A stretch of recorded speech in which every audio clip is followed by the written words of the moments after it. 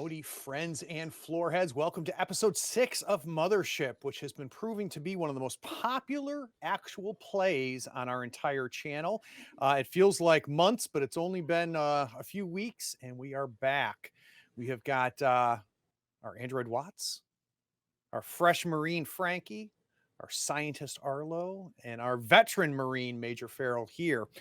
When we last left them, they found themselves on a colony on a moon outside of a red planet that was inhabited by a strange civilization. And after some trials, some tribulations, some investigations, things suddenly went sideways and there was violence, ending in dead bodies, none of them being theirs.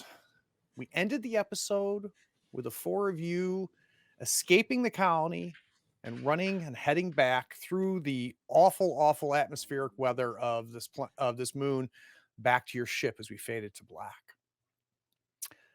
And I think we start episode 6 with the screen still black. And we slowly hear the volume turn up, and we start to realize what we're hearing is the cranking and shattering of metal, just a and we hear some beep, beep, beep, beep, beep, beep, beep, beep noises coming. And slowly the camera starts to turn on. And we have a close-up shot of Watts with a look of fierce concentration on his face. And as the camera pulls away, we realize that Watts is strapped into a pilot's chair and he's got a steel grip on a control wheel, using every fiber of his body to keep that yoke still.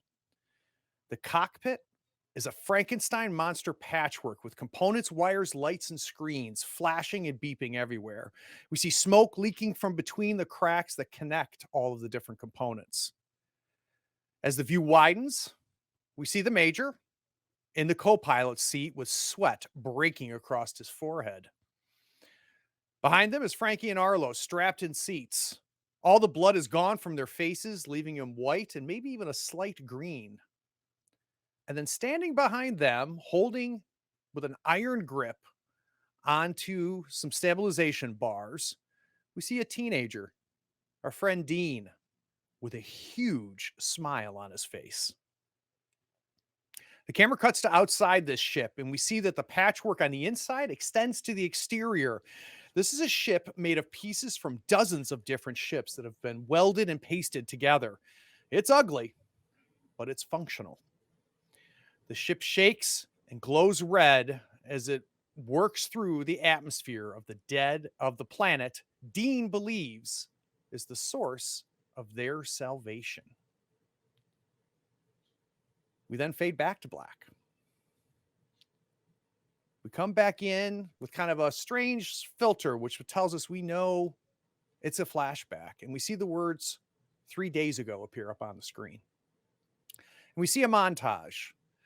The four of you making it back to your ship after killing the colony's master of salvage, Brecht.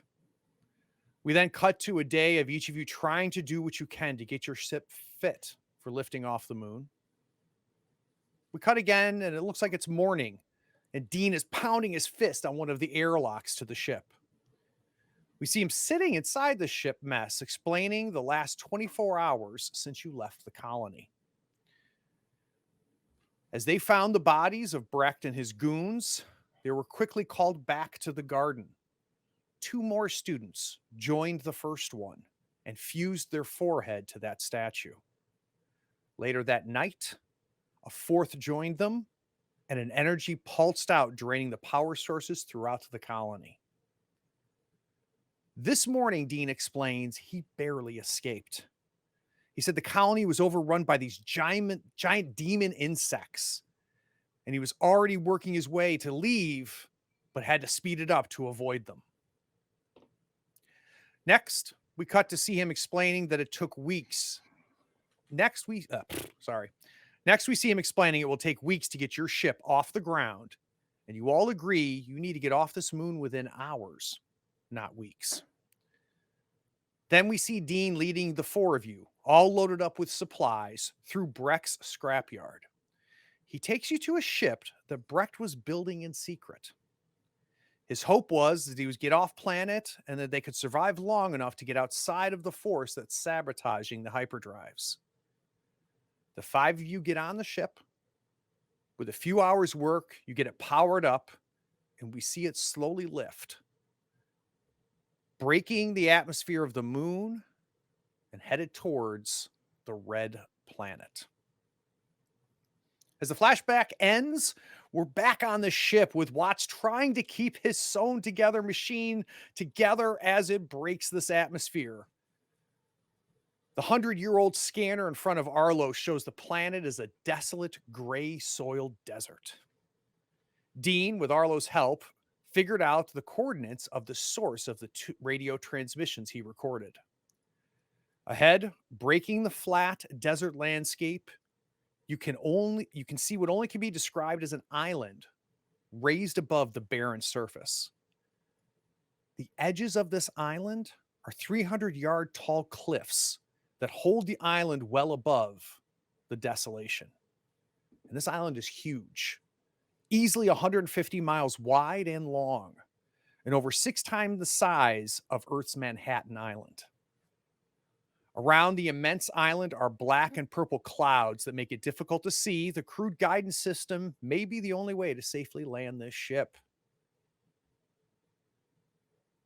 What are we going to do? Wow, I'm just sad that we didn't nuke that moon.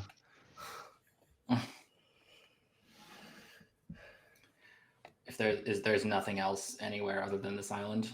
So as you're coming through, Watts, you're getting some visuals, and you've got Arlo and Dean kind of barking out to you what they're picking up on these really old sensors. And if you were to guess, at some point this may have been a water planet, right? Because it kind of just looks completely just isolated and desolate. The signal coordinates that Arlo figured out with Dean's help are pointing to this island area, this huge 150-mile diameter island. But there's obviously some cloud cover and some storms that are happening around this island. It almost has its own weather pattern as you're pulling in. Are there any other similar sources? Do we have any kind of surface scanner that we could use, or is everything pointing like there's a big arrow, like this is the only thing, the rest looks like desert for now? So the scanners, you're not quite close enough yet to be able to really get any details off of there, though there is some reading starting to come off outside of the storm, right? And the only thing that you're seeing is just desolation, essentially some sort of a desert. There's no life signs, there's no energy signals, it's flat. And like I said, this island itself is raised up about 300 yards above that area. Do we have any weapon systems on this ship? Okay. Well, that would be something that Major would go through to check what are the options to how we can defend ourselves, or where we can open up the side lock and you can lean out and shoot your gun. Can I hold it sideways, you know? You can hold it however you want. I suggest we get close enough to get some better scans on the island. I think it's safe to say that the 4 of you are happily surprised that you are surviving the atmospheric entry onto this planet, let alone whether this thing has state-of-the-art weapons or anything along those lines. You've got the screens and the sensors are turning on and off. Some lights are turning on. You're not quite sure what the hell they mean. And it is just a shaking. So it's basically flying jury-rigged shed that we're glad to survive this. Exactly. Landing, okay. Frankie's definitely uncomfortable and is reaching for Arlo's hand to hold. Yeah, Arlo doesn't notice. He's focused so heavily on the screen that basically looked like it was broken until there was this blip of an island that showed up. And Arlo, you are now picking up a transmission that is obviously coming from this island, matching the coordinates that you pieced together with Dean. And as soon as you see it on your screen, you see Dean takes his finger, goes, there it is. There it is. I told you there's people down there. As you start as you start getting a little closer, you're now starting to pick up the landscape a little bit. You're starting to get some readings past the storm. It looks like, even though you have no visual yet, this island is several tiers of mesas, all the way leading maybe possibly down close to the actual desert desolation below it. You're getting readings of life, potentially vegetation. Tomatoes. In the top northwest section of this island, you have a very tall mesa that's again another 300 some odd yards above everything else. This seems to be where the weather pattern is centered on. As you start looking for maybe a place to land, to give Watts some sort of indication of what we're going to do here, you do find a clearing that's coming through. Again, no visuals yet. It seems there's an area at the base of the mesa that's at the very top that is not covered with this vegetation, and it might be the only clearing on the island. Can we try to contact them, send the signal, hail them, or whatever options we have, if any? Yeah, Arlo, you switch over, trying to do some comms. The only thing that you're able to connect with is a one-way SOS call, basically a transmission, and it's electronic, no voice, but its major recognizes it immediately as a military SOS, and it's repeating about every 20 seconds. Okay, it seems that we have the only place that we can use as a landing pad. We should discuss our immediate actions after we land, because I guess we will not be able to put this ship in airborne again easily. I suggest we get this ship on the ground as soon as possible. Arlo, you can feel Dean's grip on your shoulder. He is so freaking excited. Like he's just shaking you with excitement. Yeah. Arlo is very single-minded right now. That transmission way back when mentioned forest, and that's really all he's thinking about is, the plants that they're about to arrive on. Oh, God. So you go into the storm cloud. It's relatively thin, and when you get on the other side of it, there doesn't appear to be any type of rain or precipitation that's happening. But as you're coming down, you now get a visual, Watts, on exactly what Arlo's been describing to you. You can see this huge series of mesas that are all built on top of each other, a large one, then smaller ones that are rising up above, all of them covered in what looks to be like an olive and brown green canopy of vegetation and foliage. And then in the northwest section, you see what Arlo described, kind of this another large pedestal that maybe is about 3 miles in diameter. And it looks like the storm is coming from that pedestal, almost like volcanic, though you don't see any holes or anything in the actual pedestal itself. You're able to now get a visual on this clearing. It's easily a good 1 mile wide clearing that's right at the base of that pedestal. Just to be clear, I'm doing a really poor job of describing everything else, but I'm doing great detail in what the vegetation looks like to me. I need a piloting check from Watts. You're muted. Are you sure that you want that from me right now? Because I do not have the piloting skill.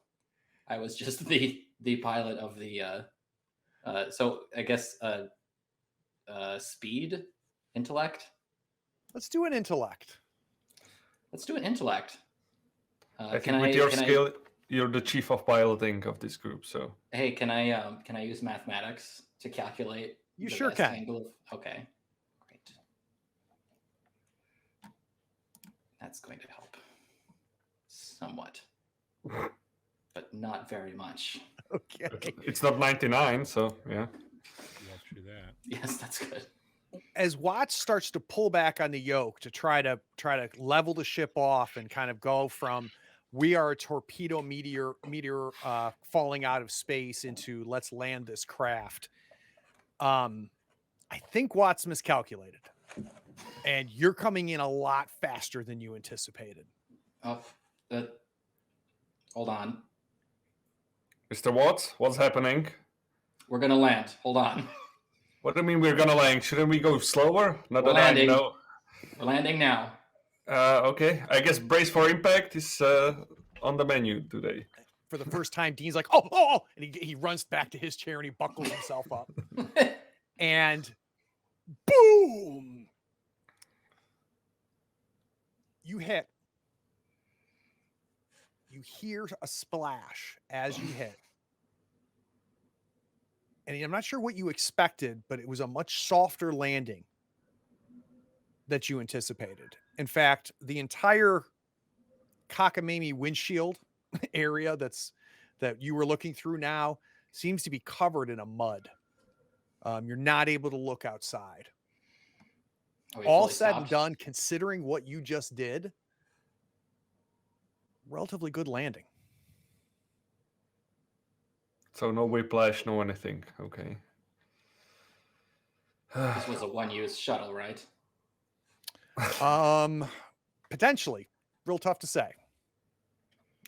That's definitely, I mean, and Dean explained it to you. What Brecht was hoping to do is to take a contingent of the colonists off, and maybe depending on how long it takes, it might even take a generation to get far enough away at non-light speed, a non-jump drive, to get far enough away where they could finally do it. And his hope was maybe that his kids could finally be free of this. And he was just piecing things together. Dean was able to salvage enough batteries and energy, whatever the hell they use, to basically be able to shuttle back and forth between the colony and this planet. Because the idea was this thing was going to go for a long time. And until that day, they hadn't had the same pulses that you saw coming off the Alexa. So right now, all of your energy signals are very, very low. They would have to recharge and hopefully not for another signal that wipes them out, that EMP signal. Okay, what's the sitrep? Everybody's okay? So, Mr. Waits, how are you holding up? It looks like you have some soil here for your, future entertainment. No, I didn't soil myself. I'm fine. No broken bones. And then I start unbuckling and start checking myself and making sure I'm okay. Okay, Mr. Bilfoy, how are you holding up? Frankie's a little offended that Arlo just threw his hand away, but that's fine. No, he's kind of in the same mode. He's freaking out. He says, Major, what the hell just happened? What the hell just happened? And he starts shaking and unbuckling his shit and looking around and trying to do see what the damage is where he's at, because we're behind you all, right? Me and Arlo. Yeah. So I'm with Arlo in the back, checking out the backside of the ship. And hey, kid, everything okay on your side as well? Yeah, let's go outside. Let's go. Come on. And he unbuckles and he starts running towards the back of the ship. Dean, just hold on a minute. We need to make this safe. Let us, with Mr. Bilfoy, go first. We will clear the area, the surroundings, and then we could talk our way out what will be our next course of action. So let's get suited up and let's go to the hangar door or to the let's go outside. So you guys get to basically it's a jury-rigged airlock door. Dean is there, and you can see he's got like this knife in his hand, like he's super ready to jump out. Like I brought a knife, I'm ready. You hit the button, and it opens, and just a rush of warm air, which is something you have not felt in a long time, just floods over and just fills the cabin where you are. You look out and you see like a fog or a mist that's maybe covering maybe the bottom 5 or 6 or 7 feet. Really tough to see what the surface looks like from where you're standing. There's going to be a little bit of a ladder to get down from the ship where you are. Arlo, you smell life. Like you can smell floral and you can smell fungus, and like wherever you are right now is alive. So Dagobah. at that point, as soon as Arlo has the opportunity, I mean, if we're climbing a ladder, he's already going down it. He's forgotten everyone else around him. There's a carrot in front of him, and yeah, the stick is being followed. Arlo, you slide down the ladder. I don't think you climb down it, right? Right. Yeah. And your feet immediately hit water, but it might be only 4 or 5 inches deep, right? And then you hit mud. You turn around, and this foggy mist makes it a little difficult to really see. You know, based off of your entry, that it's at least maybe half a mile in any direction from where you are before you get into that thick vegetation canopy that we talked about. Up ahead, you can see the shadowed area of the cliff that you're at the base of that leads up another 200, 300 yards to that pedestal that's at the apex of this island. What really stands out, though, is it looks like campsites. Like there's tents and maybe some metal pieces that have been thatched together, but it's obvious that you have landed in a place where people have been living. You can see areas that have been cleared out and raised up above the water where you can see there's been campfires, metal pieces that have been rigged together to create spigots to hang over a campfire to cook off of. We're like in the middle of this encampment. It's you're really kind of to the south of it, but very close Okay. to it. And this is all built around the base of that cliff. All right, good. So we didn't like crush anyone's house. The Wicked Witch of the West is under the ship. Okay, that's what I was wondering. It's the east. Well, I guess there's a different story. Arlo reaches into the water to pull out mud and silt and just pockets it, analyzing it in his hand. Just, it's the first time in a long time he's seen actual mud. Just shove your, what is it? But He doesn't have like glass What is that? containers. What is that? He's got like, cargo shorts or whatever. What is that Alien prequel where they just like touch the black goop? It was like, oh yeah, this is probably safe. Oh yeah, yeah. Who's next on the ladder? so Major immediately runs after Arlo, and he just goes as fast as he can on the ladder, shouting, "Mr. Wait! I said we should wait. So hold on a minute." And as immediately as he lands, he realizes the situation as you described, that it's also something that Major didn't see for ages, basically. And he gets lost in the moment a little bit as well. So he wanted to run after Arlo, but he just takes a step or two and enjoys like the boots in the mud and the feeling that that's something familiar, actually. And it's fresh air. Now, as you're breathing, you can tell that it's a little bit thinner than what you're normally used to, right? So it's thinner than what you would have in the ship. Imagine, being at the top of a mountain, right? Like in Denver, Colorado, or climbing Everest, you get up a certain number of levels. It's not that you can't breathe, but it's taking a little bit more effort, right, to get enough oxygen that your body would need. But it is breathable. And Vaslav, I'm imagining for Major Farrell, this is the first time in a long time like you've had fresh air that has been Definitely. obviously converted by plants, and it just tastes different. It just smells different. And as you're looking around, you're seeing this campsite that I described that Arlo saw. A couple things though. One, Arlo spent more time looking down than up. So he took that in and started looking down, and he's, pulling up soot, and he feels this plants and the stuff that's floating on top of the mud. You're realizing that some of the insignias are military. Any of the metal looks very, very old. A lot of it is corroded and rusted. You look off to your right and you see like a large ship component that is in the ground, that is not nearly as old and corroded. And then you realize it used to be attached to your ship. Mr. Watts, we might have a problem over here. Come down. I guess I can shout there. Oh, well. One moment. And before I go down, I'm gonna use the 10-foot vantage point or whatever to take a better look at the encampment and see if there's any movement or people or anything. So before you get to the ladder, Watts, Dean all beats you, but would have shoved you out of the way to get down there.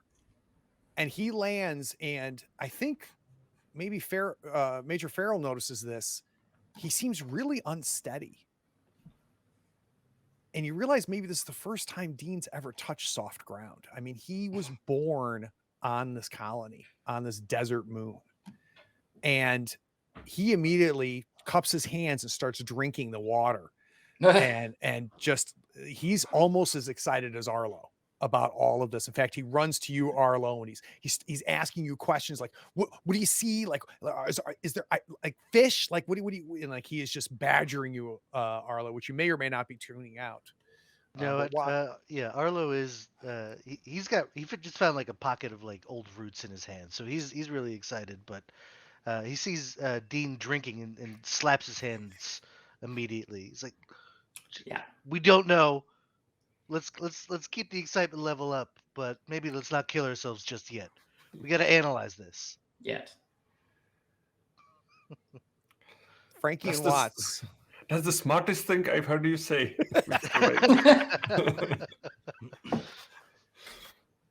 Yeah, Frankie's just going down behind whoever's in front of him, and he's hesitant about touching that ground because he spent most of his life in space, and he's a young kid, so it's something new to him. Maybe some kind of familiar from long ago, but he's cautious. He's scanning his surrounding. He's got his SMG on his chest, ready to point and shoot as needed. Yeah, and Frankie, it's definitely a patchwork, this campsite. It's old, it's eroded, or corroded. Right now, there's no sign of anybody in the campsite, but you can't see in any of these shelters or tents or whatever the hell. It's just a patchwork of just different types of shelters that have been built and pieced together. All right, and I'll follow up next to the Major. So the 5 of you are our planet side. Is there any activity in the camp that I can see? None. Okay. So, Mr. Watts, can you please check that part? It looks like it should belong to our ship. Maybe we should see what's the situation, if we can lift off, or how big is the damage. And Mr. Belfoy, let's go and sweep this surrounding area to avoid any surprises. And we will go through the ramshack settlement and through the encampment, and trying to see if we see any deadly centipedes, cockroaches, crazy people, anything. Testing comms. So you guys head towards the encampment. Watts, you head towards the broken off piece of the ship. Dean immediately runs towards this, essentially like a back wing that has broken off of the ship. You can see, Watts, where the way you kind of tilted in, it just broke and just gave. It's completely detached from the ship. The problem is that this part should be on the ship. Yeah. Right there. Yeah. And Dean climbs up on top of it, and he's standing there and he's trying to look around, and he pulls something out of his pocket and he's holding it up. And you can see a red light beeping up on it, and he's looking at it as it's beeping. What are you scanning for? And he shows it to you, Watts. He goes, "This will track the transmission." He's holding me. He goes, "It's this way." Which way is he pointing? He's pointing kind of to the southwest or southeast. So away from the camp? Away from the camp, yep, and away from the huge 300-foot pedestal mesa. How close? I don't know, maybe like 70, 80 miles, maybe. It's hard for me Okay. to tell. I don't know exactly. All right, you go check that out while I fix the ship. All right, cool. Wait, what? Like, do you want me to stop? Like, well, no. You know what? I'm not gonna have all the fun. I'm gonna wait for you guys. Okay. We cut to Frankie and the Major as they work your way through the campsite, and any of the metal pieces that you touch kind of crumble a little bit. Best guess, this, it's hard to know how corrosive this planet is, right? But if this was on Earth or Mars, this encampment could easily be 70, 80, 100 years old and corroded here.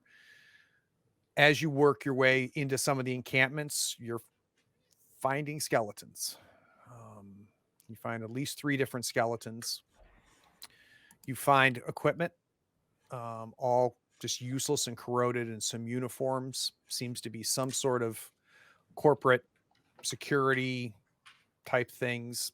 Nothing that you've ever heard of.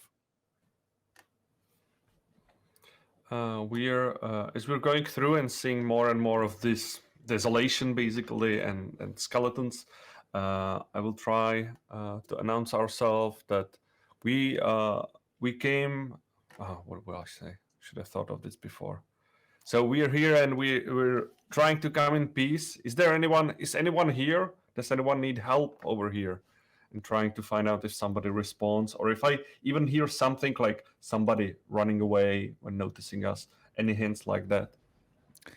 At first, all you hear is Dean yelling, but once he finally quiets down, you're not hearing anything else. What's Arlo doing? Inspecting plants. Ideally, if there's anything nearby, he's just, on cloud 9, ignorant to everything else going on. The only real plants that you're able to find, or vegetation you're able to find, is there's some reeded plants that are popping out of this mud swampy area. And there's a couple spots, because you're kind of exploring a little bit more than everybody else is, and you're realizing that the ground varies, and there's areas that this swamp is much deeper than where you landed, and you're able to kind of feel for that with your foot, but it's not real clear visually, other than you can see these reeded plants kind of disappear, and that's when you realize that there's obviously some drop-offs in some deep areas of the swamp. Yeah, so at that point, I might even be hip deep while everyone else is exploring. I'm just checking things out. Not really. I didn't hear Dean, didn't hear the Major. Look at these things. This is amazing. I hope this is not the trash compactor scene. I keep picturing that and Dagobah. Hey, Craig, on those skeletons, Frankie wants to examine them closer to see if there's any noticeable like breaks, fractures, tears that look like it was aggressive in nature. Or... They don't. Now, you do find on one of them, you can see where there was obviously a metal fitting that was put in to probably like to brace a broken bone, a broken leg, but there's no sign of violence, right? So you don't see, the top half of a torso and the bottom half of a skeleton here or there. You don't see like teeth marks on any of the skeletons. Maybe they all died peacefully. I don't know. Yeah, right. Are we able to see each other clearly, or is the fog too much and we're just kind of going by voice? It's a little bit like a fog that you would see in the morning here on Earth, right? So yeah, you guys would have to get a good distance away, 70, 80 yards away from each other for it to really kind of lose sight of each other. But it gets very thick beyond that very quickly. So your field of vision is very low. But no, you have no trouble where you are, Arlo, right now, kind of seeing everybody and seeing Dean standing up on the back broken off backside of this ship. I am trying to keep an eye on Arlo as well, to keep tabs on everybody.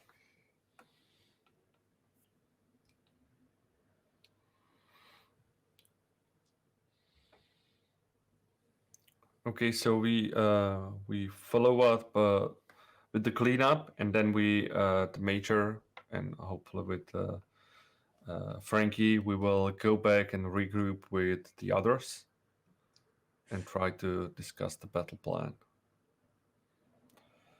So what can I can think of, like our friend Android would be in the group. The Dean would be excited to go out, and I'm not sure where is Arlo, but I will try to invite him to the discussion. Like, Mr. Arlo, let's talk about the plan and get out of the mud, please. For now, at least a minute. Yeah, that's enough to snap Arlo out of it. He realizes how ridiculous he looks halfway, in this muck, and starts trudging out of it, following towards the major. Okay, gentlemen, we have several things to think about. We have a direction. My understanding is that Dean knows where the signal is coming from. It's the opposite direction than to this newfound area, as far as I understand. And it seems that there is no immediate threat in surrounding area. We should still consider this as our base of operation, even though it seems that the ship will not be flying anytime soon. Agreed. And maybe we should prepare some, let's say I'm thinking about some sensors, anything that we could jury rig that could alert us on the comms, ideally, that somebody is approaching this area. Maybe we would find, and Major would point to a choke point or two that is the path to our ship. Maybe we could prepare some sensors there, and then we would have to decide if we continue and explore this new area or get straight to the signal. That's the If two there options isn't- I'm looking at. If there isn't anything useful in this encampment or informative anyway, then I suggest we repair the ship enough to get closer to the signal, because Dean estimates that it's 70 miles away, which is going to be too far to trek away from base camp. Unless, of course, the ship is irreparable. And the signal was more in the barren area of the planet, not or still on this cliff or part of this. The signal's coming from the island. Okay. Yeah, it's definitely still on the island, and just in the opposite direction from the pedestal. Right, exactly. And which is another option. Looking at the ship, I think one of the biggest concerns is not only, is about a third of the back end of it broken off, completely separated, but it's at least 10 or 15 feet deep into the mud. So I think there's concerns of, one, can you get it pieced back together, and do you have the tools to do that? And then once you do, would the thing even be able to be, separated from being buried where it is? Well, on the functionality level, we don't need it to be vacuum ready for space. We more need a over land or over water transport. So if it isn't fully sealed, that isn't necessarily a problem. But as far as getting it out of the water, and I think that bit of a duct tape wouldn't fix, right? So, all right. Frankie looks over at Arlo and asks, are we able to drink this water or eat anything that's growing on this planet that you see so far? No. I mean, I wouldn't do anything like that just yet until we get the right tests done. I have a water filter in my standard kit. There we go. Which several people should, since I know several people had the same company issue kit that I do. Hey, Watts, where's Dean? Hey, where's Dean? Wait, where is the kid? So if we look around, do we see any signs of him? You don't see a sign of him, but you see a huge crate launch itself outside of the ship and splashes and lands at the foot of the ladder. And you see at the top that airlock that's been welded to the side of the ship. You see Dean there, and he goes, I got supplies and everything in there. Kid, are you trying to we kill can us? just go. Let's go. Like, we're ready. But we need to be careful. Like you didn't go through the shit that we did. So like if we're not careful, we could die any minute. So What do you want to do? You want to go back and check out the bugs, dude? Up on the colony? yeah, definitely we want to check out the bugs, right? Oh jeez, this kid. Let's investigate what supplies do we have in the crate.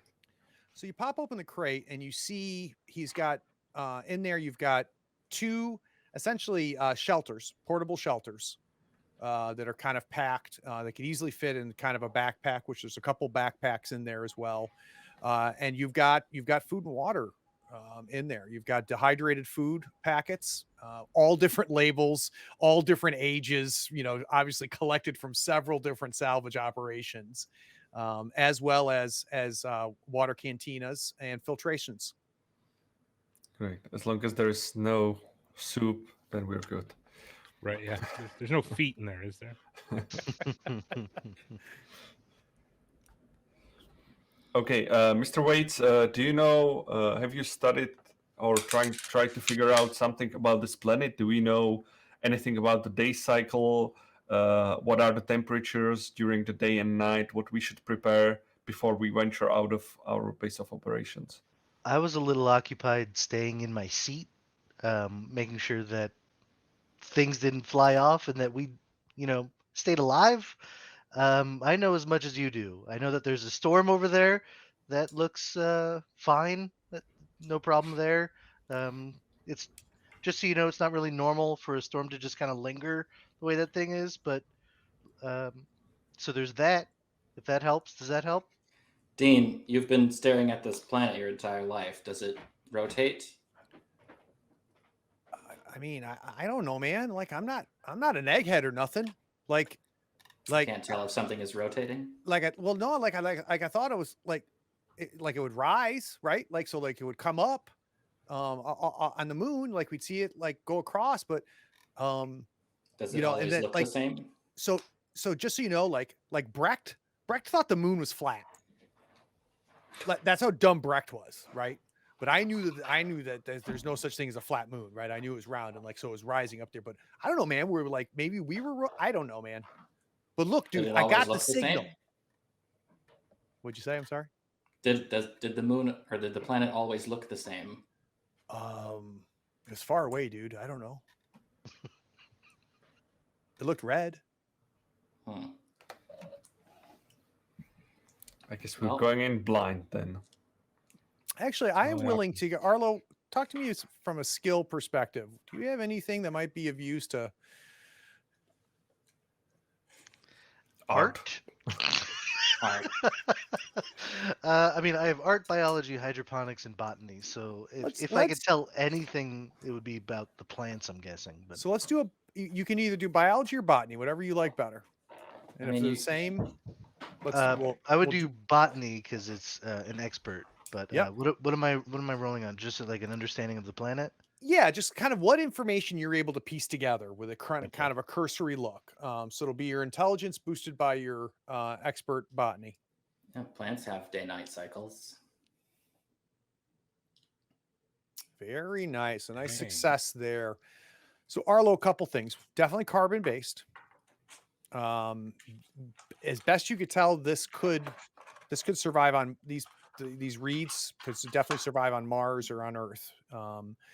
The water is dark and brackish, probably packed full of all kinds of microorganisms and things like that, which we'll have to find out in the next 30 minutes to a day whether that causes any situation with Dean.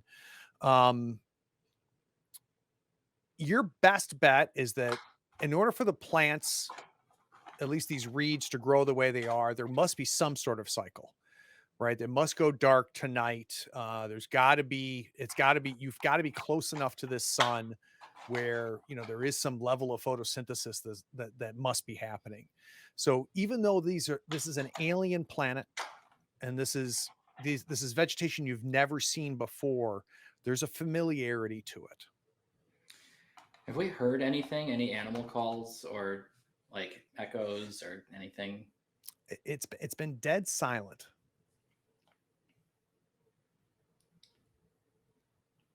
Well, I could tell you one thing. This is not a dead planet. And then it zooms in on me with the title drop. Episode 6.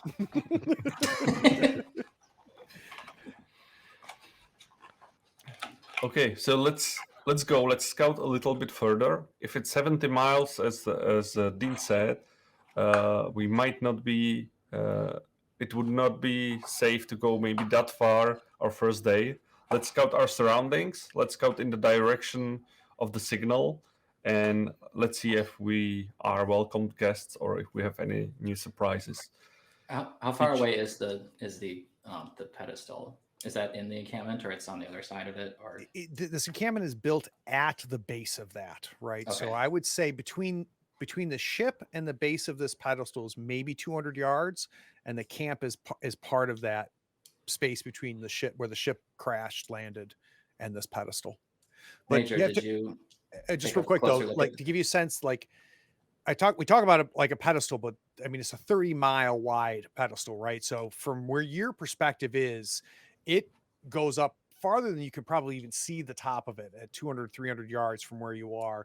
And even though you know that it's roughly a round pedestal that's raised up from your perspective right now, it's just going east and west, just cliff. Major, did you take a closer look at that when you went into the encampment? That's another option of something we could investigate. That is an option for sure, but it would be good to get high ground, of course, for defensive purposes. But we should really investigate the signal. If there's any life, maybe we should start a contact. It was an SOS signal as well, so they might be in dire need of help. And the longer we wait, the bigger the chances that we will not meet anyone there but death. So we should not rush this, but I strongly suggest that we follow up the signal, and at least the kid over here will not go crazy with his beeping machine. So we So- see the 5 of you kind of put together this survival gear and these the stuff that was in the crate that Dean threw out from the ship. Your best guess is maybe if you're smart, 2 weeks worth. You could probably live off of this. And we got, a little soundtrack montage as we kind of see the 5 of you head off. And as you start going, minutes turn into maybe an hour or two. A couple things that you notice. One, the mist seems to be clearing up. So what was real, it seems like the farther you get from this pedestal, the fog seems to be dissipating. And to the point where you can now see maybe a quarter mile ahead of you, the ridge of vegetation. So that canopy that you purposely landed here to avoid, you can now see it's about a quarter mile ahead of you.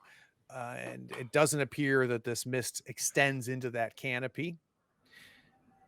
From where you are, being as far as you are, you can see above this canopy. This canopy's got to be at least 30 feet up above.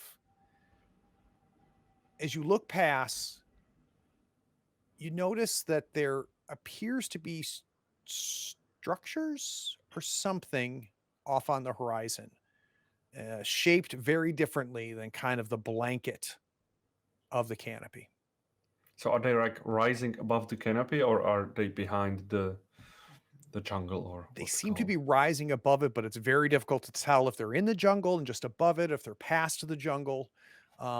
It's really difficult to get any sense of size and shape, though. To be honest with you, from where you are, they must be pretty big for you to have any type of visual. Is that the direction that the signal's coming from? Is that One of the safe to assume? structures that you're kind of headed directly towards is in the direction of the signal. There seems to be some other structures kind of off to the east of it, but it's difficult to get a sense of how far away they are because you don't know how big they are, right? The big thing is that there seems to be non-organic things that are breaking up up above this canopy visually. So on that trip, Arlo was probably rambling about the night cycles. How much a plant might need to, we might see tall plants if there's not enough sun, or whatever. It just starts rambling. But as soon as he sees that line of vegetation, that forest in the distance, he just shuts up and starts moving forward.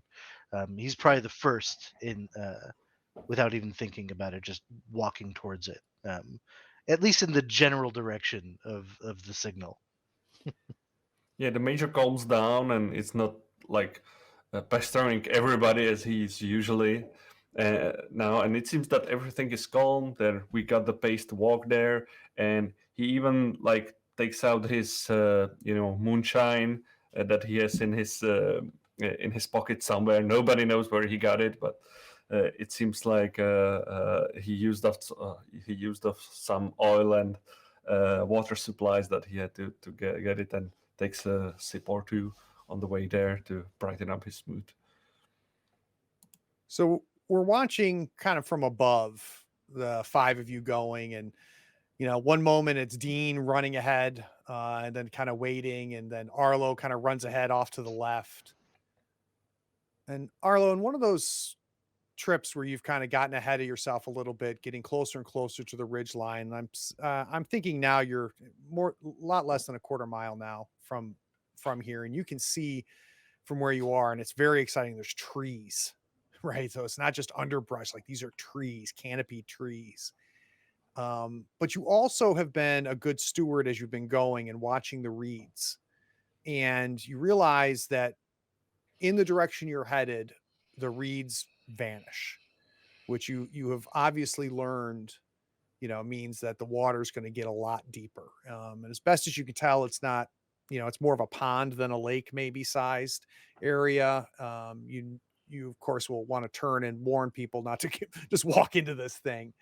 And as you're kind of standing there taking it all in, you feel something kind of hit your back hip a little bit, or really you're about knee deep, and you feel something kind of hit your knee, and you look down.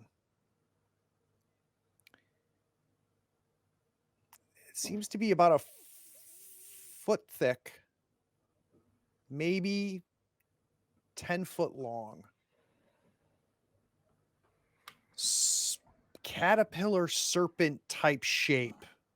And you see it, and you're looking, and it looks like it might have legs, maybe. You immediately look up, you see the head of it, and it's kind of like this bulbous head, with like really odd compound eyes on it. And when it hits you and you look down, it's all at once, right? You're taking all of this information at once. Let's do a quick fear check. Okay, perfect. For everyone or just Yeah, Kyle? right now only Arlo sees this thing. Okay. Yeah, It's so a disadvantage if I'm there. yeah, so careful, guys. He's It's not getting a there. little thick over here. It's up to my waist. You might want to be careful. And oh, Okay, let's go ahead and do a D10 sand loss or stress. I mean, D10 stress. Fear or can I just click the stress and that'll roll it? Or It might. I don't know. That's a stress roll. Oh yeah, that was a stress roll. okay, so So just a yeah, I D10. just roll a D10. Just the for me. D10 and the. All right, so go ahead and add 3 stress. All right, I'm at 5. Let's cut to a break. We'll be back in 10 minutes. Oh my god. So Arlo, you look down, you feel this thing bump against kind of your upper calf, knee area. You freeze, look, and you can't take it all in at once. You have to like literally move your head. This thing is so large to see what this thing is. And you stumble back immediately and push yourself away from this. Everybody else, you're only about 15, 20 yards ahead of everybody. Everybody can see the reaction, but they can't see what you're reacting to. Yeah, so I'm stumbling back. Hopefully, I stay up on my own 2 feet, and I shout, and a sound that the crew has probably never heard Arlo make before. A combination of a shriek and a yell. There's something here. And Major will immediately like put his gun to his sides and what is happening? What's the situation, Mr. Waits? It touched me. Who who touched you? We need more details. Like, and starting to look around in the water, Where did it realizing touch you? I get realizing that it's something in the water probably. Did it? Yeah, Are you Arlo's injured? hands are like this. He's looking down. Yeah. He's not actually saying it's in the water, but from the visual cues, it's pretty obvious. Are you Are you staying where injured? you are, Arlo? Are you still going backwards? What are you doing? I'm still in stumble mode. Okay. I'd say. I'm shaking from this. Yeah. Okay, I would like to try from the Major's perspective, assess the situation, that he realizes that there's something in the water, and maybe he would have some knowledge and try to deduce where that enemy would go or where that creature would go. So trying to look around, maybe using some of the, I have some tactics I'm thinking, trying to figure out what is happening, what can we do in such a situation. Yeah, you and I want to quickly know what Frankie and Watts' reaction is, and I'll cut right back to you, Major. Frankie pulls his SMG to his chest, ready to shoot, and he starts pivoting an opposite direction than the Major to try to get a flank on whatever's Nice. going on, not knowing, but just as a precaution. I'm approaching Arlo to help pull him back. So, Major, as you start closing the distance to where Arlo was when he screamed and started falling back, you can start to see this thing. It is maybe a third of it is above above the water. That's blanketed. I mean, you've been walking through water this entire time, and you can see, and it's more centipedic and insect looking than it is kind of like reptilian, right? So it's more big bug versus big snake, but you can see this thing, and the head of it is just bulbous. So imagine it's about a foot, right, in circumference, this thing, based off what you're looking at. The head's almost twice as big, and it's just this round bulbous head with these huge compound eyes, and the half of the head is underwater, so you really can't get a sense of it, of what's below. Okay, be careful. There it is, Mr. Frankie. I need Mr. Wilfoy. I need your help over here. We have engagement, and I will be definitely pointing at it, walking backwards, trying to point to the others to retreat a little bit, to give it space. It hasn't moved.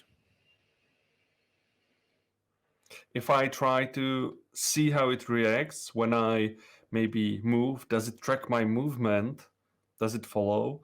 Maybe I'm thinking I might have a flashlight. I don't have it in the inventory, but if I maybe blink with the flashlight on it, does it react to the light? It doesn't.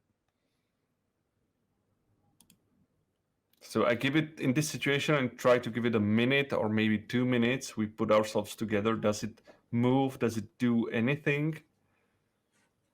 At best, it looks like it might be drifting a little bit, but it itself is not moving.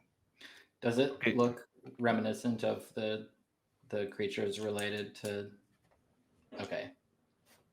No, there's nothing that makes it anywhere close to those cockroaches or that huge emaciated beast that was in the Alexa. What's the kid doing actually? The kid is frozen. He heard Arlo scream and it froze him, so he's behind you. Okay, he's in my proximity. Okay, so who pokes it with a stick now?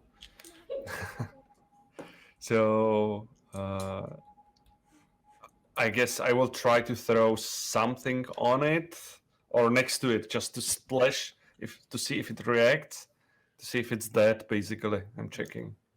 Frankie's going to speak up and recommend maybe throw a portion of an MRE, see if it's hungry, if it's even alive. Let's see if it's dead before we waste our food. Yeah, we need to, we will be rationing still, so any MRE is still good. So I will try to throw the stone next to it or something. Yeah, if you reach down, you can probably get, reach down deep enough, you can probably get a good handful of soil, right? Because there hasn't been any type of rocks as you've been walking through. If you just pick that up and just throw that, and we see it launch from your hand, we see it splash right by its head, and the only thing that seems to be reacting is it's the reaction to the rippling. You can just see the head kind of drifting away where the mud landed. Gentlemen, I think it's dead. It sure felt alive when it touched me.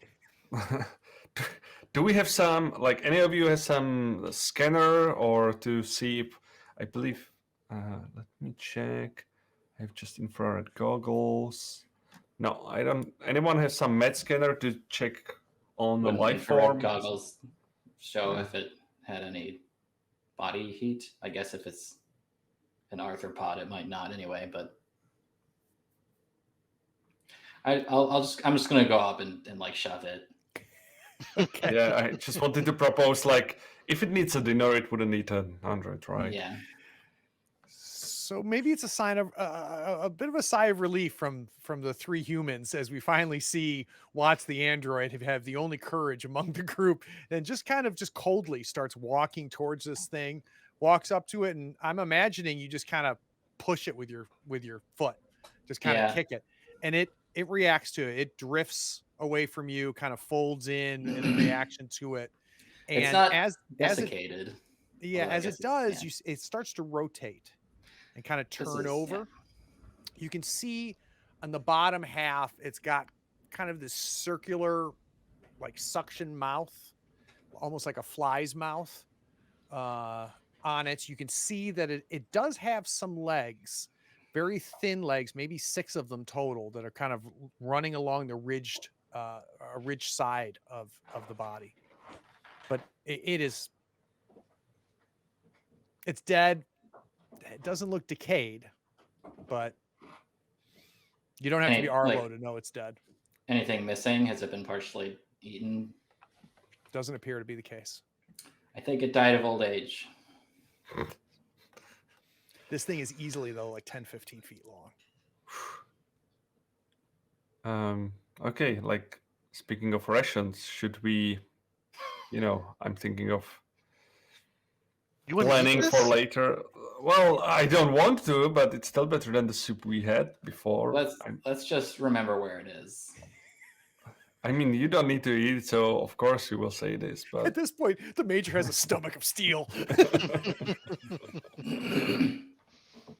because the what I'm thinking at, like, obviously there are some creatures that would be swimming in this. We're like knee deep in this, I don't know, swamp. Probably it goes deeper the further we go. So I think we should double back, and we should camp for the night or whatever we're expecting.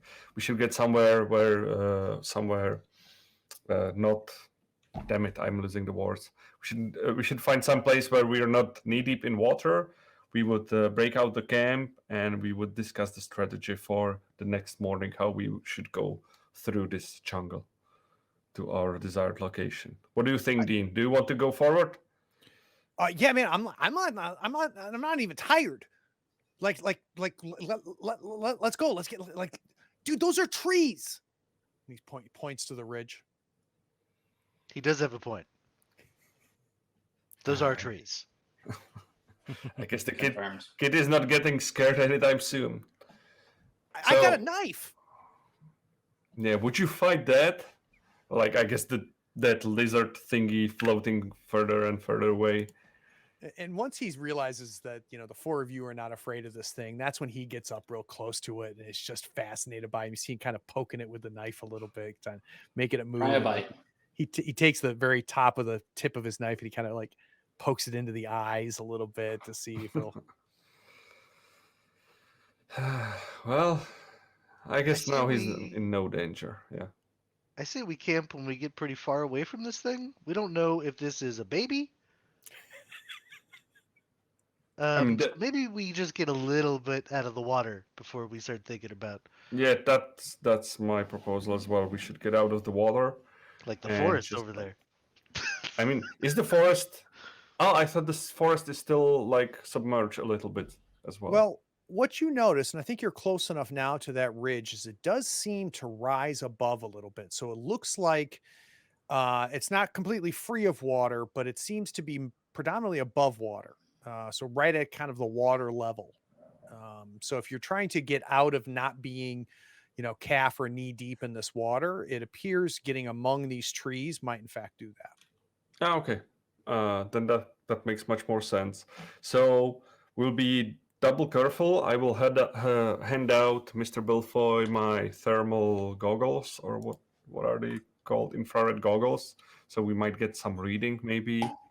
And Mr. Belfoy, try to checking for heat signatures, especially under the water. And I will keep my eyes above the water. Our target will be to reach that ridge and think about where we will camp. Affirmative. So you start working your way towards this ridge, and I don't know, maybe the hour or so before you saw this creature's body, you guys maybe got a little lackadaisical about, looking around and being cautious. That's not the case now. You're being very cautious as you're working your way forward, looking down a lot more than you did on your way here. And through the infrared, you're seeing that these trees are alive. They have faint signatures of life on there. They're not obviously warm blooded, so they're not registering that with that type of heat. You're not picking up anything else either within the brackish swamp water below. But you finally get to the ridge, and Arlo, the trees have a bark-like substance, but as you put your hand on it, as you get to the first of these trees, and some of these trees are easily like 5 foot in diameter, and some of them are you could put your hand around and touch your fingers on some of these. What's odd about it is the bark almost crumbles to your touch. So as you go up and you expect to kind of like peel a piece of the bark off, you realize it just kind of crumbles right off from it, and you can see the inside, like the heart of the tree, as same as if you had taken bark off of a tree. You can see kind of the flat, solid area under that. Looking up, some of these trees go up 20, 30 feet. There's really not a whole lot of foliage on the trees at the level you are, but you can see that that there is foliage, though it's tough to tell what type of foliage it is, but it is creating a canopy above you. And you'd be able to work through. The other thing, Arlo, is you've been watching the sun as it's been moving across this planet. Your best guess is you're about an hour and a half away from sunset. The root system of these trees appears to be what's pulled the soil and the ground up above at kind of the level of the water. So it is actually dry soil or only moist soil at the foot of all of these trees. So getting up into this area would take you out of the immediate wading through this water. What about the environment? Are we, for example, the oxygen? Did it change, or do we still have trouble breathing? Is it better here? Yeah, and I may have oversold the trouble breathing. You just can tell the air is thinner. Ah, okay. Right. So that you would be tight. I would imagine you could run 10 miles major and without, breaking too much of a sweat or getting too winded. You get a sense that maybe that would happen at 5 miles here, right? Okay. And the temperatures when we reach into the jungle a little bit, do we feel like some high drop in the temperature when we're shielded from whatever there is, or No, is it the like only this humid, warm climate? that was there in the clearing that you landed in as well, is that same feeling. So no, the temperature is dropping, but it's not dropping fast. It's obviously becoming evening. But you're not seeing a huge drop. Arlo does not get a sense that suddenly you're going to drop 30, 40 degrees if this sun sets. Okay, we can proceed a little bit deeper into the forest to see the surrounding and scout the area for a potential place where we could camp. I don't want to say this, but to save some time, we should split it into 2 groups maximum. One should be led by Mr. Belfoy, and the secondary should be led by me. And we just walk around. We should be adhering distance, not anything further, and just to see where we could make place for the night. The bark that comes off when you touch it, is it like because the bark is dead or rotting or something's wrong with it, or that's just how the trees are? It looks like that's the composition of the shelling, the bark of the tree itself. There's nothing that indicates that the tree is sick at all or dead. So there's probably not things walking around in here very much. If there were, then we'd see signs of it against the trees, or the trees wouldn't have evolved that way in the first place. Is this bark dry enough to burn Oh yeah. for a campfire? Yeah. Okay, So let's probably go. not much megaflora here. So I will go with Dean and Mr. Waits. You, Mr. Belfoy, take Mr. Watts, and let's try to find some good place to break out the camp. Sounds good. Arlo slows you down. But you guys begin to kind of look around. So I'm imagining it's Watts and Frankie that actually do any level of scanning, and you guys find a little bit of a clearing that's maybe about 40-50 yards deep into this swampy forest. There'd be enough room to set up both shelters. As you were going, you are seeing some debris and dead trees and stuff, so there potentially could gather wood and actually start a campfire. Arlo, as you are just taking this all in, you notice obviously these trees. You're noticing a strange kind of greenish mushroom shaped fungus that's growing on the east side of a lot of these trees. You touch it and it's got kind of a stickiness to it as you touch it, and that I think occupies your time for a good bit. I don't know if you want to take a sample of that fungus or not, but Oh yeah, at this point I've taken a sample of the soil, the bark, and now this fungus. Little collections of everything I can. All in one pocket, though. Yeah, it's all getting mixed up. totally contaminated. Right. Frankie and Watts indicate that they have found an area, and I'm imagining they're about 30 yards from where Major and Arlo is. And again, because they weren't being slowed down by Arlo. Arlo, you're on your knees kind of maybe collecting some of this fungus and putting it in your pocket. You kind of look to the next tree, right, to maybe see if there's anything else growing there. And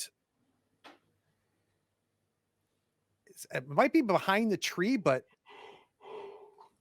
that looks like a handle. Like there's something behind that tree. Okay. So yeah, I'm at this point I'm at like handfuls of just stuff. And I'm just talking about this isn't anything like the textbooks. I've never seen a tree. Can you believe this? And then yeah, I noticed this handle. And who would be the closest near me? Major Farrell. Okay. So I look up at Major and I say, "There's something over there, but as you can see, I'm a little occupied. But look at that. You see that?" And I What do you mean point at something? whatever that handle is. So I look at the handle, and I try to first be careful, but I approach it closer. And if you angle yourself a little bit, Major, you can kind of get more of a view out of it, right? So kind of unblock yourself by the tree. And it looks like a leather suitcase, like a black leather suitcase that's leaned up against the tree. Sorry, what? Is it? Well, that's where we left that. Yeah, gentlemen, I think I found a suitcase. You wouldn't believe that, but there seems to be a suitcase over here. So does it if we scan it with the goggles, does it look dangerous? Anything? I don't know. Is there active electronic device there running? No, there's some sort of logo that's embossed on this suitcase, and I want you to imagine kind of like one of those carry-on rollers, but more spacey, futuristic-y. But that's kind of the size of this thing, and it's definitely looks like a leather to it, and there's a corporate logo that's embossed on it, and it's got like a handle. Does it Does look it like have- it's been here like for, I don't know, few years, or is it like a freshly bought one from Yeah, the store? it's covered, right? So it's got a lot of like mud and dirt on it. You can see some growth, vegetative growth that is starting to cover it. So yeah, this wasn't dropped last night. If I look behind it and around, do I see more, let's say, signs of civilizations, if I put it like that? Yeah, let's have you circle like maybe 10 yards circumference there looking, and no, this thing seems to be by itself. Okay, what could happen, right? So let's look into it. Maybe it will give us something about the people that were here before us. I Maybe could even- store all this dirt in it. Start walking towards it. So So I- you get close enough to it, Major, and you realize that it's kind of a faux plastic leather. It looks like it's a plastic case, which might explain all the growth and grime on it, but it doesn't seem to have deteriorated at all. You can see that it opens like a clamshell, right? Like opens up. You can see a clasp, like two clasps, like you would see on like a gun locker. That'll open it up, but you would need to kind of pull it kind of off and away and break some of the vegetation that's grown out of it, and it's kind of in the dirt a little bit. So I put my gun in the bag, and with one hand I will reach for the handle, try to pull it out, and with the second I have the machete or the vibechete. Do I still have it, or Vibrochetti, yeah. Yeah. So you yank, and the first yank you're not able to pull it out, and the second yank you kind of yank, and you can tell it's not empty. It weighs a lot more than you expected it to for its size if it was empty, but you have now extricated from it. Watson, Frankie, you did. I can't remember. Did Major? Did you yell at them? I assume we have comms that. Okay. You guys are at Yeah. this potential campsite, about 15, 20 yards from the Major and Arlo. I mean, I'm going to check out the suitcase. Yeah, As soon as he Sorry? said there was a case, I'm going to check that out. Yeah, that takes priority. Dean wants to open it, so he comes over and he's just like, dude, let me do it. I'm gonna open it. No. He's kind of No, pushing let you him do away, it. and he's like, he's reaching Somebody for the open it. clasps. Let him. No, do it. no, Let's Mr. step away. Belfoy, please take care of Dean. We can't have this insubordination over here. Dean, hold this dirt. So he's like, okay. So just let me just make 2 steps far away out of the suitcase. I will try to open it, and I will pull the latches or the things and try to prop it open. So they're not locked. You unlatch it. You kind of open the case a little bit, and there's a little bit of a sound as it kind of equalizes. And you open up the case, and there's black bags, sealed black bags that are opaque in there.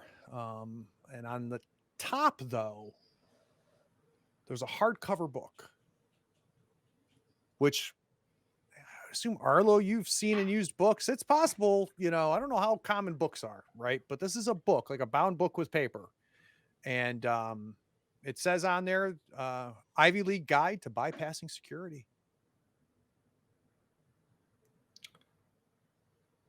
I mean, okay, I will put the book aside. I will reach in, and I will try to look what's in one of those bags. So the bags each are kind of like a Ziploc sealed bag, and they're all of different sizes. The first one you open up, and if somebody wants to start jotting this down, it'd be great. We'll put it in character sheets later. You find a pack of pain pills, 18 packs of pain pills in the first one. Looking at dates on the pain pills, they're about 120 years old.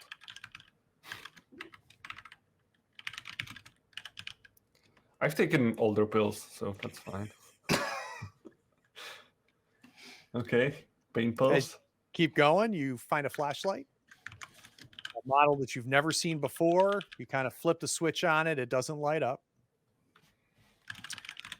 You find 7 MREs in another packet. Aged like wine. You find a gun. It's a revolver. And it has 2 loaded speed loaders. And then some sort of electronic toolkit with like a little hand welder, some wires, some metals to kind of like hand weld. It's like the size of like a toiletry case, right? So it's tiny. I mean, it looks like it's meant to like repair electronics. I'll take that. Sure, take it. But other than that, the case, you go through it all, and that's what's in this case. The book is about 200 years old, published by Harvard Press, and the pages are pretty fragile. The book binding is pretty worn on it, but as you flip through it, it seems to be instructional guide on both manually as well as electronically breaking through different security protocols for different systems. But Okay, this is Mr. an Watts, I think this Earth book published goes with. I think the book goes with the toolkit, so enjoy. It just doesn't Sure. care about the book.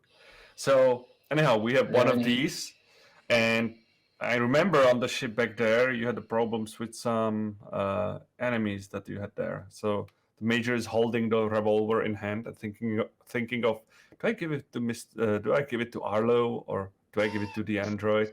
It's like Arlo will most likely drop it. considering just there is this, there's this long moment that takes a second or two, but it's way too long anyhow. Considering like looking at Arlo and it's like, Mr. Watts, please take care of this. The advantage of the revolver is that it's reliable. You have those two speed loaders there. Just use it whenever necessary. Just don't give it to Arlo. Drop a gun one time. Out of one time using it.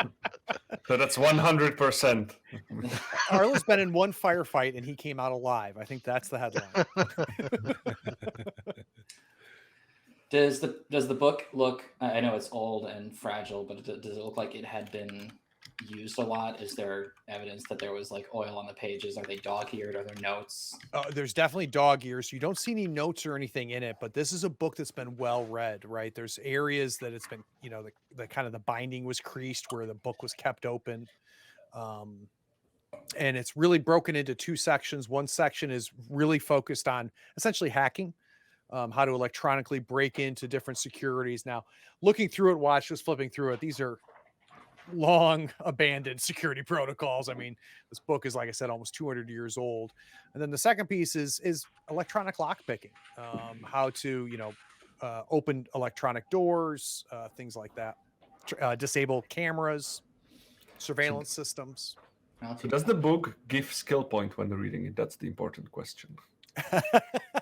I'll think Only about to the that. first person that reads it. I'll think about that. That can be an off-screen discussion. Can I treat it like a mythos book and also do it, potentially stress him out and give him a heart attack when he reads it? So I guess we split the rest. No reason, I guess, to do it now. Like Yeah, I we'll guess do it later. evenly the paint bills and everything. Yep. We can look at all this while we found a potential campsite over here, so we can take this over and dole it out while we get camp set up. Anyhow, it would be okay. Let's get the camp ready. I will bring the suitcase to the camp and just throw it there. It could be like improvised seat next to the bonfire. Anyone has a guitar? So yeah, we start out with breaking up the camp then with everything we have. So you make the joke about the guitar, and that's when Dean goes, "Dude, I totally forgot my guitar." Thank God. You had a guitar there? Oh, Yeah, I remember. Don't you remember he was playing it when Maybe you first met him? He's that guy. He had his That's little true. groupies around him. That's true. So again, we go into kind of montage mode, is putting together, gathering things that'll burn, setting a small little campfire. These shelters are kind of reinforced tents, for lack of a better. The covers are cloth, but they're contained. So they've got a floor and a top and walls. Each of them are meant for two. There's two of them, so we're gonna have to figure out who's gonna get super cozy or who's gonna sleep outside. Major It will has sleep gotten outside. dark. Or, you know what? Major will not sleep. He will be awake the whole night, keeping guard. He's used to this. It's I'll need a just body basic save training. to let you stay up. Yeah. This has been a long effing day. Can I use military training for that? You sure can. So I will. How to do this? Oh, but I can. Oh, you can't use that. You can't use that for a save. Yeah. Okay. So body save it is. Or with an advantage. Huh? What do Yeah, you I'll let think? you do it with an advantage. You're a good DM. I am. Oh, and did I need it? A 4. So yeah, so Major, you're gonna have no trouble staying up. Watts, do you want to shut down for a bit? Or are you staying Yeah, up as well? after everyone's situated, yeah, I'll recharge a bit. Okay. And Frankie and Arlo are going to bed? But I do just stand there staring at Farrell as I'm shut down. Okay. Oh, that's true. I mean, assuming Watts doesn't want the shelter, I guess you'd have enough room. Yeah, I mean, Dean's going to bed. Okay. Who had the dream about Mr. Watts? that was you, I think. Yeah, I think so. Oh, I'm totally trying to avoid looking at the android's direction because it always reminds me of that dream, and trying to, if there is one like arc of vision that passes him, that's the area. If somebody backstabs us from that direction, I would not notice probably. That's All right. So Frankie and Arlo, you're going to sleep. Yeah, Arlo doesn't have an easy go at it. He's checking the creases between, the top of the tent and where it connects to the ground, making sure that no slug bug things 10 feet long can slither through. But aside from that, yeah, he's preparing for sleep. I think Frankie's going to try to buck up and try to stay up with Major, but he's not going to last all night. Okay. You may make it an hour or two, and then you're like, I'm just going to go inside the tent and just make sure it's all good in there. You And got this, Major. I know. so, Frank, you fall asleep, and I need a number between 1 and 4, including 1 and 4.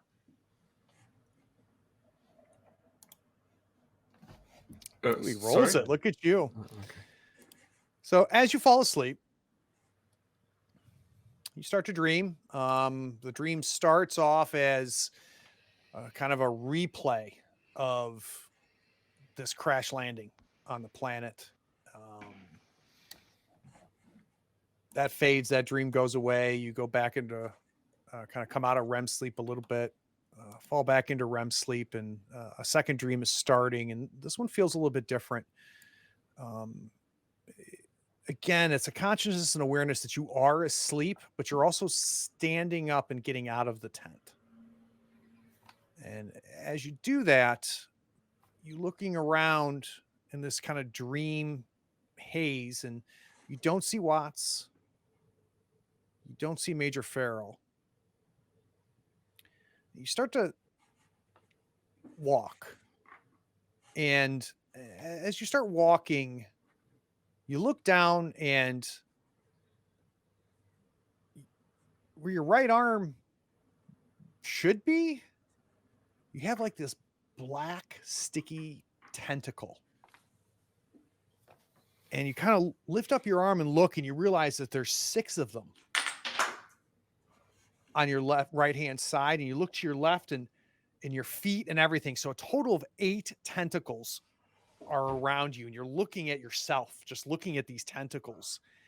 And the trees fade away, and you can see other beings with 8 tentacles. They're black with these smooth pointed heads, and they look like they're building things. They look like they're building towers. So it's like a full-on construction happening in front of you that you're watching as it happens. And you see they've got these huge chests and legs, and you keep looking down at yourself, and you feel your head, and you realize you're one of these things, even though you can't see yourself. And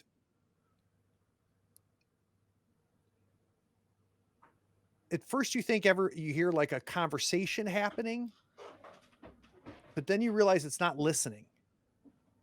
It's almost like a discussion in your head, and you realize that they're everybody's talking. and the conversation is, we've got to finish these things because it's time to die. And you wake up. Arlo, do you want 2, 3, or 4? Let's go with 3. So your dream is you wake up. You're not in the tent, but you can tell you're still asleep. And you're confused immediately because it feels like somebody is showing you like 30 different computer monitors all at once. And it's disorienting. You're trying to sit up and you can't sit up, and you can't close your eyes. You just see this, and then it starts to sort itself a little bit, and you realize this is how you take in visual information. And suddenly you can see all around you. So you don't have to turn your head or anything. Like, you're able to see everything. And you bring your arms up, and you've got these like silky skin, long fingers, and these long arms and long hands. And ahead of you is this red, like reddish black, sheer metal building. And as you walk closer to it, you start to see your reflection. And you see that you've got these huge compound eyes and kind of this smooth face and this long, elegant body with long fingers. And you're in kind of a, what looks like a ceremonial robe. I need some saves from both of you. So I can get a sanity from each, please. Oh boy. Are we on negatives because of? Now you're asleep. And also that's fear saves. Ah, thank you. He's outside the tent. Do I get advantage? No. So this is not gonna stress you, Arlo, but it's gonna stress Frankie out. Let's start with you, Frankie. Let's do a D6 to add stress. So let's add 4 stress. Where does that put you now? At 6? Puts me at 8. At 8, okay. Is Arlo lowering the stress when he passes? He does. You lower your stress by 1, Arlo. Arlo, why is this not stress you out as you wake up in the morning? Because it reminded me of the silky 10-foot long thing. It's just like I had a dream I was that, even though it wasn't. Like the thing was wearing some sort of robe. It had fingers and hands, but it was just like, well, that was a weird dream. Are either of you going to share your dreams? Yeah. Arlo would pretty openly. So remember that dead bug that that Watts kicked? Yeah, I dreamed I was that, but I was wearing really fancy clothing. My hands, I did one of these. Explaining that to Bill Foy. I could see all around me. That was neat. Hurt my head, but that was neat. Mr. Waits, I think like if you stick to picking up the soil, that would be for the best for now, I think.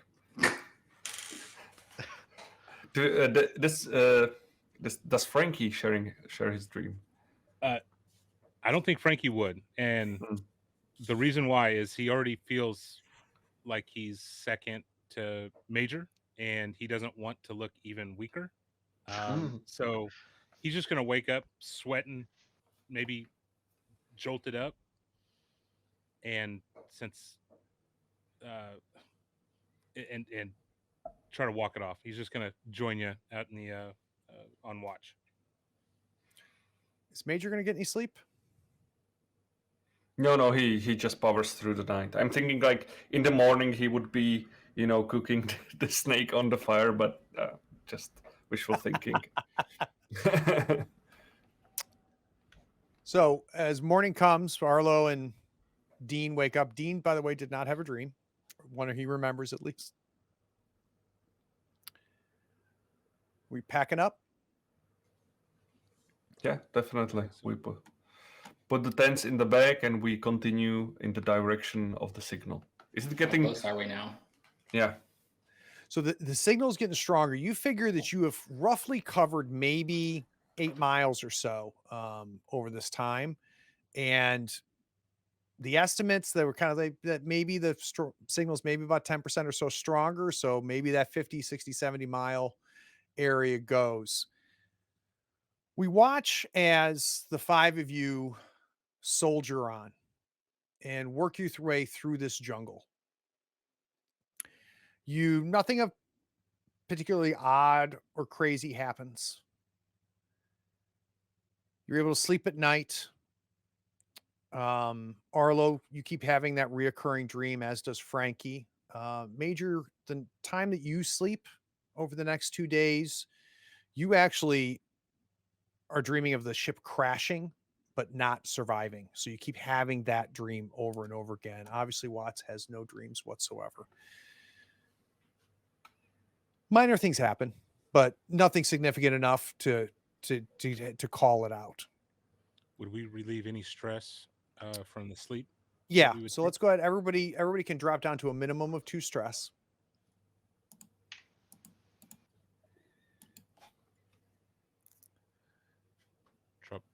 So just subtract 2 or go down to 2? Well, it depends. If you've got, subtract 2 down to a minimum of 2, but don't go below okay. 2. Gotcha. I do want to cut back to real time, though. You've now slept in this place 2 times, 2 nights. This is the 3rd day. And for the first time, it looks like there's a clearing ahead. The signal is hotter than it's been. You can't really see into the clearing, but it is immediately apparent that it is the largest clearing you've seen over the last 2-3 days. How large are we talking? Like miles or? It could be. It could be half a mile or so. It's really hard to tell. I'm stopping you before we get to that point. I can give you more information the closer we get to it. Okay, for sure, Major would do some army sign, like just to hold up and proceed with caution, and he would like scout crouching so he would not be seen by potential enemies that would be in the clearing trying to scout the area. Although I don't have any magnifying glass or anything, or I have binoculars. I can go with binoculars. you.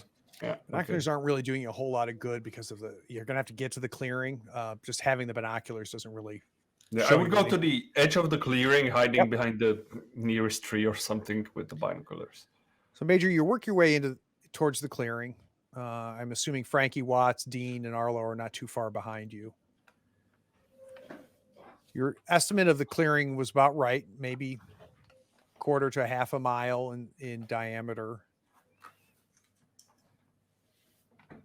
And there's a facility or building that's at least 3 stories tall in the center of this thing. And it appears to be metal the way it's reacting to the sun. It looks reddish. There's no trees or foliage anywhere around it, so it's completely isolated out from this canopy swamp. The ground is dry, drier than anything that you've come across so far. You grab Watts's binoculars and you look through them.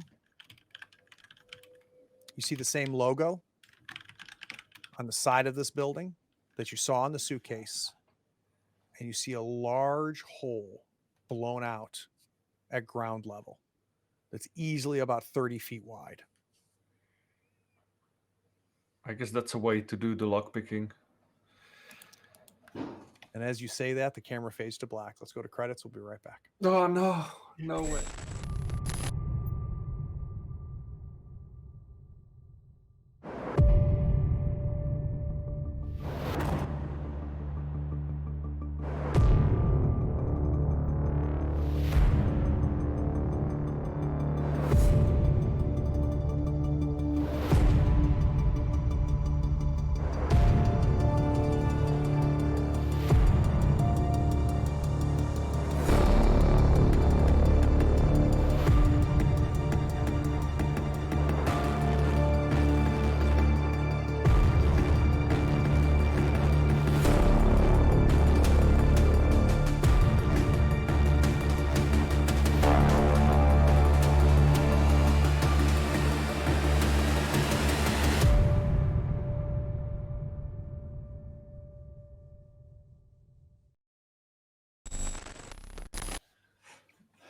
right, so kind of a different than any of the other sessions we've had. Kyle,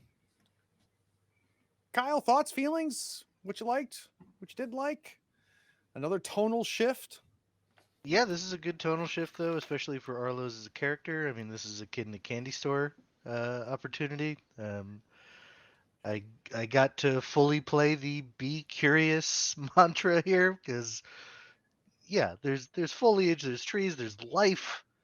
Um, and this, yeah, it's a dream for Arlo. So I really like the introduction of this world. Um, I'm sure everything will be fine here. I'm sure this is going to be a super friendly, welcoming planet. Um, but yeah, I'm excited to see where this goes. DZ, I know you often have questions and thoughts, so I want to hear some questions and thoughts. Yeah, I mean, we know almost nothing about this planet. So my question is, are like what and mostly what's going on? What are like where is this arboreal area like? Was it manufactured or terraformed, or was it natural? Because the whole planet is not like this, and it's just like a big pimple on the side of a barren dot. So yeah, I'm curious to know more about the situation that we're in and why that centipede thing is like the only flora that we've met so far, and it was dead. Mm-hmm. How about you, Nick? Where are you? I really enjoyed watching Kyle's character be a kid in a candy store. It was awesome. You know, getting away from combat and but seeing him in his element and seeing his progression, I really liked. I do like the change of pace. I like the exploration of this. This was more of a exploring the planet and trying to uncover what's going on as opposed to fighting cannibals, which was great. It was a nice change of pace. Um, and I have a feeling we're going to get back to killing cannibals here soon. So I'm excited for that too. How about for you, Vaslav? Oh man, I love this exploration theme. It's such a great thing. That's why I like the sessions of what you call it, the Forbidden Lands. yeah, the Forbidden Lands. This theme that we have the similar thing, like there's something completely new. We know nothing about it, and we can go everywhere, and we're slowly discovering the environment. We have this suitcase, so you have this sense of danger and curiosity at the same moment. And I love the Dean character. It's like little Arlo there, and I love it. It's just this. I'm surprised how the time flew by during this session just on an exploration mission. Not to give it like, usually when there is an action, you have a fight, it takes quite a bit, and suddenly there is an end of a game. And like this was well done exploration session that kept my attention, and we had still a few things to do, and with a little bit of spice in the sense of like that those montages, it worked out well. I love the pacing of this exploration. So it's hard for me to know, right? Because I, despite how I started this session, I tend to not to try to railroad you. So it's really hard for me to know how much we have left. I could see this ending in 4 episodes, and honestly, I could see it going for another 6 or 8 episodes, just depending on what happens and depending on the choices that are made, how the dice roll, and things like that. So I'm going to kind of mark this as a little bit of a midpoint, maybe. And in doing though, I want to do something that I need to do more of. And I'll probably start with you, Nick. And it's this concept of I think stars and wishes, you hear the term talked about, hopes and dreams, where Nick, is there anything that you're hoping will happen in the next 5 or 6 episodes that'll make you happy as a player? So is there something that thematically or event wise, or is there a tonally, what are you hoping or would be happy to see happen in the next, say, 4 to 6 sessions? I would like to see the horror aspect ramp to 11, right? On a dial that's maxed at 10. I would like to see a moment where shit gets out of hand and we're forced to make some really hard decisions and maybe have a little bit of internal struggle Yeah. on what to do, where to go, uh, and really put our characters to test. I mean, I'm really loving where this is going now, and if if I had a wish list, I think that would be at the top of it. How about for you, DZ? I definitely agree with that. I love the horror, and we've gotten a lot of the sci-fi, but the horror has been subdued, like intellectual horror, and especially in the encampment episode. So getting more of the creature horror. I love body horror too. So if somebody mutates, that'd be a lot of fun. Okay. Well, obviously it can't be me since I'm not a biological creature. Also, I like the main thing I want is answers about what the through line between the three sections are, particularly how the symbol is connected to the creatures and where it came from. Yeah. So that's like the main thing that I'm hoping to find out. You would like some sense drawn to this, right? So we've really kind of Yeah. had we're now in Yeah. our kind of our third season of this thing, and there's not a strong connection between 1 and 2. There's tangential at best, though you did have the portals, right? But still, it doesn't get there's no answers. It's just like, oh, they're here too. Yeah, like how we got here Yeah. and what that's all about, and yeah, which I do get the sense that the groundwork has been laid for the answer to make sense, but we don't have it yet. So that's what I'm looking forward I to. got to make some shit up pretty quick then, huh? Yeah. Or just wait for the fanfic. How about you, Vaslav? What's your hopes and dreams, stars and wishes? So I'm liking the setup for the horror that might come. I like the slow approach that we have now. So I could imagine that we could ease in slowly into the horror that the guys talked about. So this is I like this atmospheric approach to horror, that you have just a sprinkle here and there, and it slowly build up, and you're not suddenly like kicked in the ass by this horrible creature, and you have to run away, and somebody dies on the way. Not referring to anything that happened to us, So I like this approach and this discovery. So this is a great theme for me. What I'm thinking of that might be in the future, usually when there is a horror, when the characters, the players, are in power, that they can make some decisions, but it's typically a lesser of two evils, or these kind of decisions that you will survive, but something hard is gonna hit you hard. So yeah, I'm speaking quite clear, but you know what I mean, like in Yeah. this sense, like this is what I'm thinking of. What type of horror could be in front of us? What would you like to see over the next couple sessions, Kyle? Well, in addition to the horror stuff, I'd love to throw Arlo into the thick of it.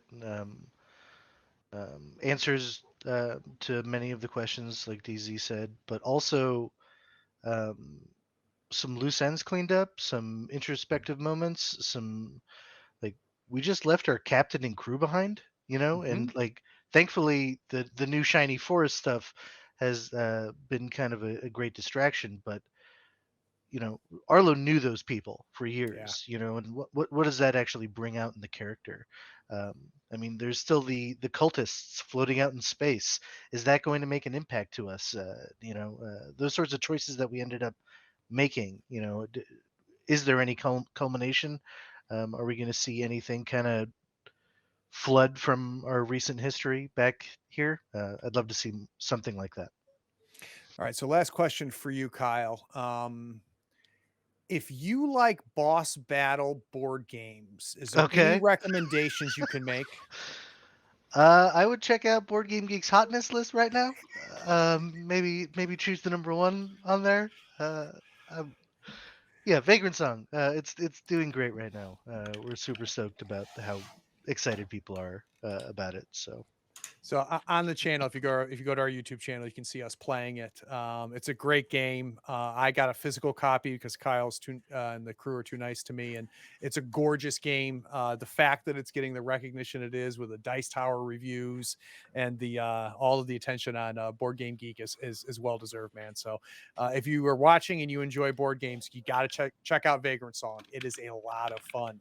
But until then, watch out for episode 7. I'm going to talk to these fine gentlemen after this so we can get it scheduled. Hopefully it'll be weeks, not months. But for everybody in the chat that watched, I appreciate it. Farty McButterpants, good to see you, man, making it over here. You mentioned that the YouTube stream died. I'll go check on that. And if it did, I'll make sure to download and update this so that we can see the full one up on YouTube. And if you're watching, like, follow, subscribe, all that stuff.